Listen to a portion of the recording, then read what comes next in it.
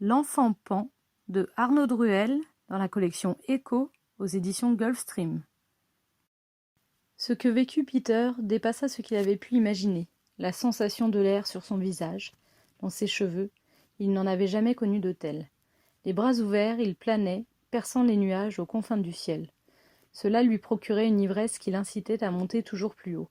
Mais les sylphes veillaient à ce que le garçon ne s'écarte pas trop de leur itinéraire. Ils perdirent peu à peu de l'altitude. C'est là qu'elle se découvrit, à lui. L'île. Un espace de verdure luxuriant, bordé de plages au sable doré, de lagons à l'eau turquoise scintillant au soleil, de criques protégées de la houle par d'énormes rochers sur lesquels les vagues viennent inexorablement se briser. Voici ce à quoi ressemble, au premier abord, le pays de nulle part. Un archipel de petits îlots, et, véritable cœur battant de celui-ci, l'île du Pan. La poitrine de Peter se souleva tant son émotion était forte. Le voyage lui avait paru si court. Il aurait aimé que cela dure des heures. Son attention fut attirée par un bateau, le seul à l'horizon. Il mouillait dans une crique, non loin du rivage de l'île, doucement ballotté par les flots. Il plissa les yeux. Au sommet du plus haut des 2 mâts, il distingua un pavillon noir, sur lequel ressortaient en blanc les motifs d'un crâne et d'un sablier. « Des pirates !» s'exclama-t-il.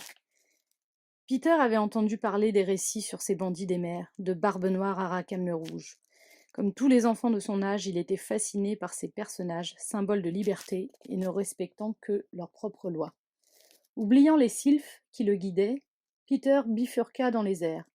Il fondit bras ouverts, tel un rapace en direction du bateau, sans se soucier du balai des sternes et des goélands qui riaient sur son passage. Mais si le décollage n'avait pas posé problème au jeune garçon, il en fut tout autrement pour l'atterrissage. Ce qui arriva ensuite confirma qu'il aurait à travailler cette technique à l'avenir. En effet, Peter déboula sans parvenir à ralentir sur le pont du bateau où, fort heureusement, sa chute fut amortie par le ventre rebondi d'un homme à la peau d'ébène qui faisait tranquillement la sieste.